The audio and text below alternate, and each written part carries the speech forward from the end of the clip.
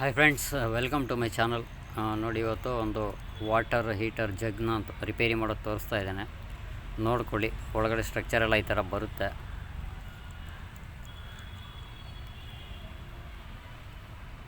ನೋಡಿ, ಇದು on off switch. ಮೊದಲಿಗೆ ಇದು ಚೆನ್ನಾಗಿದೆಯಾ ಚೆಕ್ ಮಾಡ್ಕೋಬೇಕಾಗುತ್ತೆ. ಈ ಸ್ವಿಚ್ಗೆ ನೋಡಿ ಈ ಥರ ನಾಬ್ ಬರುತ್ತೆ.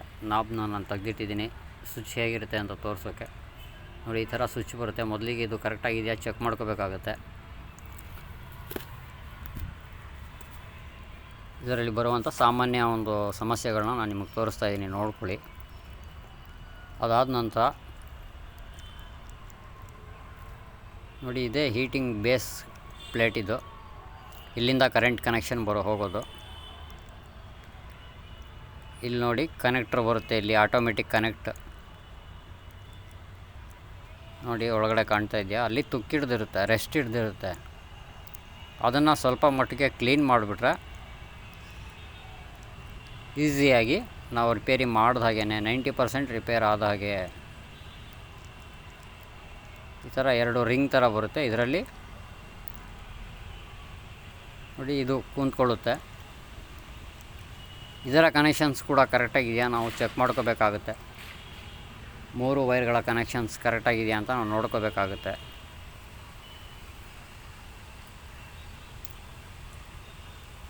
ಇದರ ಒಳಗಡೆ 2 ಪಿನ್ ಬರುತ್ತೆ. ಆ ಪಿನ್ಗಳು ಸ್ಟ್ರೈಟ್ ಇದೆಯಾ, ಏನಾದರೂ ರೆಸ್ಟ್ ಇದೆಯಾ ನೋಡ್ಕೋಬೇಕಾಗುತ್ತೆ. ಬಟ್ ಇದರಲ್ಲಿ ಕ್ಲೀನಾಗಿದೆ, ಏನು ತೊಂದರೆ ಇಲ್ಲ.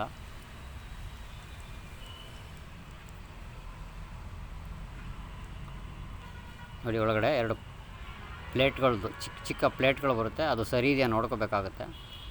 ಸರಿ ಇತ್ತು ಮತ್ತು ವೈರ್ ಕಂಟಿನ್ಯೂಟಿ ಎಲ್ಲ ಕರೆಕ್ಟಾಗಿದೆಯಾ ನೋಡಿಕೊಂಡ್ರೆ ಅಲ್ಲಿಗೆ ಸಮಸ್ಯೆ ಬಗೆಹರಿದಾಗೇ.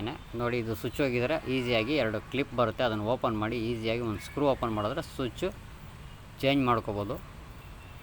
ಸಾಮಾನ್ಯವಾಗಿ ಇದರಲ್ಲಿ ಬರುವಂಥ ಒಂದು ದೊಡ್ಡ ಸಮಸ್ಯೆ ಅಂದರೆ ನೋಡಿ, ಈ ಪ್ಲೇಟಲ್ಲಿ ಕೆಳಗಡೆ ಇಲ್ಲಿ ರೆಸ್ಟ್ ಹಿಡ್ದಿರುತ್ತೆ.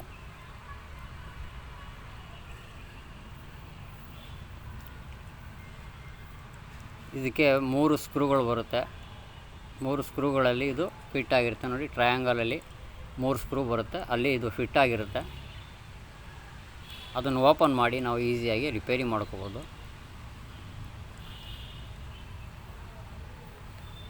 ನೋಡಿ, ಈ ಥರ ಫಿಟ್ ಆಗಿರುತ್ತೆ ಅದು 3 ಸ್ಕ್ರೂಗಳಲ್ಲಿ. ನೋಡಿದ್ರಲ್ವಾ, ಇದರಲ್ಲಿ ಬರುವಂಥ ಸಾಮಾನ್ಯ ಸಮಸ್ಯೆ ಏನಪ್ಪ ಅಂದರೆ ನೋಡಿ, ಈ ಜಾಗದಲ್ಲಿ ರೆಸ್ಟ್ ಹಿಡ್ದಿರುತ್ತೆ. ಅಲ್ಲಿ ಅದನ್ನು ಕ್ಲೀನ್ ಮಾಡಿದ್ರೆ ಸಾಕು, ಇದು ಈಸಿಯಾಗಿ ರೆಡಿಯಾಗುತ್ತೆ. ಸೊ ಇಷ್ಟು ಈಸಿಯಾಗಿ ನಾವು ಇದನ್ನು ಚೆಕ್ ಮಾಡ್ಬೋದು, ರಿಪೇರಿ ಮಾಡ್ಕೋಬೋದು. ವಿಡಿಯೋ ಎಲ್ರಿಗೂ ಇಷ್ಟ ಆಗಿದೆ ಅಂದ್ಕೊಂಡಿದ್ದೀನಿ. ಇಷ್ಟ ಆಗಿದರೆ ದಯವಿಟ್ಟು ಎಲ್ಲರೂ ಲೈಕ್ ಮಾಡಿ, ಶೇರ್ ಮಾಡಿ, ಕಮೆಂಟ್ ಮಾಡಿ. ಇಷ್ಟೊತ್ತು ನಾನು ವಿಡಿಯೋ ನೋಡೋದಕ್ಕೆ ಎಲ್ರಿಗೂ thank you friends. Thank you all.